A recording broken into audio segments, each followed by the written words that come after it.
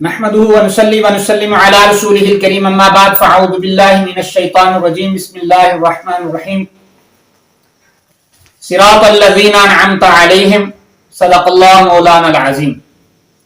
معزز سامعین کرام، گزشتہ درس میں نے مختصر منعم لوگ جن پر اللہ کا انعام ہوا ان کے متعلق تھوڑی سی گفتگو کی تھی. وہ 4 گروہ ہیں: انبیاء، صدیقین، شہداء اور صالحین.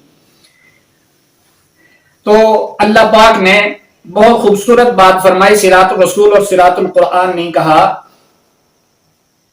بلکہ یعنی یہ مختصر تھا کہ صراط الرسول یا صراط القرآن کا کہہ دیتے، بلکہ اللہ پاک نے اس کے لیے 2 آیات نازل فرمائی، سلبی یعنی ایک ایجابی، ایک مثبت اور ایک منفی. یعنی پہلے انعمت علیہم یہ نازل فرمائی، کن لوگوں کا راستہ جن پر تیرا انعام نازل ہوا. پھر منفی والی غیر المغضوب علیہم ولا الضالین، ان لوگوں کا راستہ نہیں جن پر تیرا غضب نازل ہوا اور وہ گمراہ ہوئے. تو یہ 2 آیتیں بیان کرنے کا مقصد یہ تھا کہ یہ بتانا تھا لوگوں کو، امت کو، کہ یہ صرف کتابی شکل سے کوئی سمجھ نہیں سکتا، ہدایت حاصل نہیں کر سکتا جب تک اس پر عمل کرنے والے موجود نہ ہوں. تو محض کتاب اگر انسانی تربیت کر سکتی تو قرآن کے نازل ہونے کے بعد رسول اللہ صلی اللہ علیہ وسلم کو مبعوث نہ کیا جاتا بلکہ قرآن آ جاتا. تو رسول اللہ صلی اللہ علیہ وسلم ذریعہ ہدایت ہیں. چونکہ آقا صلی اللہ علیہ وسلم نے ہمیشہ رہنا نہیں تھا، بقا نہیں تھی اس دنیا کی، تو پھر ان کے ساتھ ان کے تربیت یافتہ صدیقین، شہداء. اب صدیقین انبیاء کے بعد صدیقین، تو صدیق ایک مقام ہے جو ایسی نظر اور ایسی، وہ نبی نہیں ہوتا، اللہ انہیں مبعوث نہیں فرماتے، لیکن مقام صدیق یہ ہے کہ اللہ انہیں مبعوث نہیں فرماتے لیکن وہ نبیوں کی طرح ہی ہوتے ہیں. ان کا منصب ایسا ہی ہوتا ہے، وہ نبیوں کی طرح ہی ہوتے ہیں لیکن اللہ انہیں مبعوث نہیں فرماتے. یعنی جو نظریہ، جو عمل، جو سوچ اور فکر، جو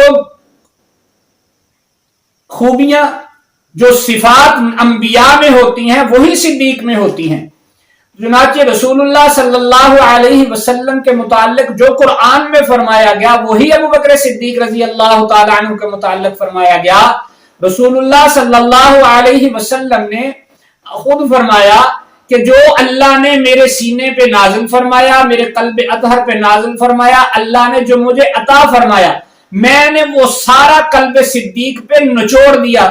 تو رسول اللہ صلی اللہ علیہ وسلم، ابو بکر صدیق رضی اللہ تعالیٰ عنہ رسول اللہ صلی اللہ علیہ وسلم کے ساتھ ایسے پیوست ہوئے، ایسے ملے، ایسے شامل ہوئے کہ پھر فرق نہیں نظر آتا تھا نبی اور صدیق میں. یہ مقام ہے صدیقیت کا. تو یہ لوگ بھی ہمیشہ رہیں گے جن کا سب کچھ صرف اور صرف نبی اکرم صلی اللہ علیہ وسلم کی ذاتی گرامی ہوگی. پھر شہداء ہیں جو عملی قوت میں سب سے زیادہ ہیں، جو اپنا آپ دین اسلام پہ قربان کرتے ہیں، اور صالحین اور نیک لوگ ہیں. اور اگر صرف تربیت کے لیے محض کتاب کا ہوتا، یہ ہمارے سامنے ایک مشاہدے کی بات ہے کہ ہم دیکھ کے اور پڑھ کے کوئی حاصل نہیں کر سکتے. ہم صرف اگر پڑھ کے ہدایت حاصل کر سکتے ہوتے تو بندہ اگر تربیت سے کوئی چیز حاصل نہ کر سکتا ہو، تربیت کا کوئی اس میں عنصر نہ ہو، تو دیکھیں ایک لفظ اردو کا ہے تو وہی لفظ جب پڑھا جاتا ہے یا بولا جاتا ہے تو میں کہتا ہوں یہ کیا ہے، تو یہ سوال ہے. تو میں اسی طرح اس کو اپنا لہجہ بدل کے کہتا ہوں کہ کوئی غلط کام ہو رہا ہے تو اس کو کہتا ہوں یہ کیا ہے. تو یہ میں نے لہجہ تبدیل کیا، تو لہجے کے تبدیل کرنے سے وہ جو سوال تھا وہ غصے میں تبدیل ہوا یا وہ منع کرنے کے لیے ہو گیا، حیرانگی کے لیے بھی ہوتا ہے، تعجب کے لیے یہ کیا ہے، تو یہ کیا بات ہے. تو یہ جو لہجہ ہے، یہ جو اس وقت کا ماحول ہے، جب وہ جملہ بیان ہوا تو وہ وہاں پر بیٹھے لوگوں کو ہی معلوم ہے کہ اس کا اصل مقصد کیا تھا کہنے کا. تو یہ جو کتاب میں آ گیا، کتاب سے پڑھ لیا تو کتاب میں تو ہے، یہ کیا ہے انہوں نے کہہ دیا تھا.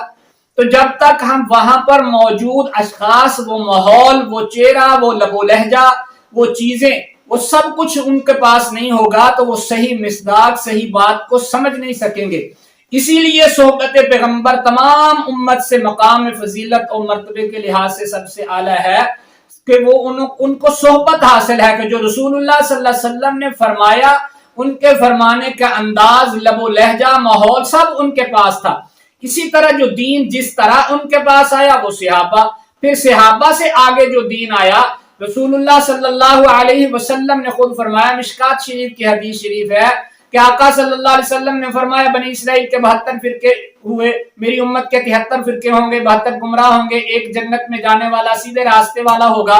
پوچھا گیا وہ سیدھے راستے والا کون ہوگا؟ تو آقا صلی اللہ علیہ وسلم نے فرمایا ما انا علیہ و اصحابی، جس پر میں ہوں گا اور میرے صحابہ ہوں گے، یعنی جو میری صحبت یافتہ ہوں گے تو یہ راستہ ہے سیدھا راستہ۔ تو جنہوں صحابہ نے رسول اللہ صلی اللہ علیہ وسلم کے لب و لہجہ، ماحول، انداز کو سمجھا، صحبت سے پاس بیٹھ کے پھر وہ اسی انداز سے وہ ملا، صحابہ کے بعد تابعین، تبع تابعین، ائمہ مجتہدین، تو یہ سلسلہ اسی طرح چلتا چلتا عملی صورت میں بھی ہمارے سامنے موجود ہے، صالحین کی صورت میں، اللہ والوں کی صورت میں۔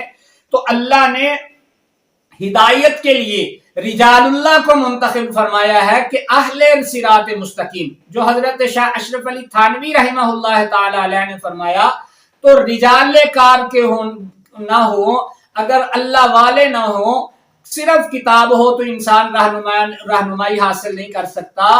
ہم روز دیکھتے ہیں کھانا پکتا ہوا، کھانا پکانا پڑے تو کھانا پکا نہیں سکتے۔ اگر محض پڑھنے کے بعد ہم یہ سب کچھ کر سکتے ہوتے تو میڈیکل کی، یہ ڈاکٹری کی تمام کتابیں اردو میں موجود ہیں، تو پڑھ کے کوئی ڈاکٹر نہیں بنتا۔ اسی طرح دین، مشکات شریف اردو میں پڑھ لینے سے، قرآن مجید اردو میں ترجمہ کر لینے سے عالم نہیں بنتے جب تک کسی اللہ والے کے اس فن کے ماہر کے پاس بیٹھیں گے نہیں۔ تو جب ہم ڈاکٹر ایسے مطالعہ کر کے نہیں بن سکتے، ہم بڑائی کا کام ایسے دیکھ کے نہیں کر سکتے، ہم انجینئر محض خود پڑھنے کے بعد انجینئر نہیں بن سکتے جب تک مستند ادارے میں مستند لوگوں کے سامنے نہ بیٹھیں۔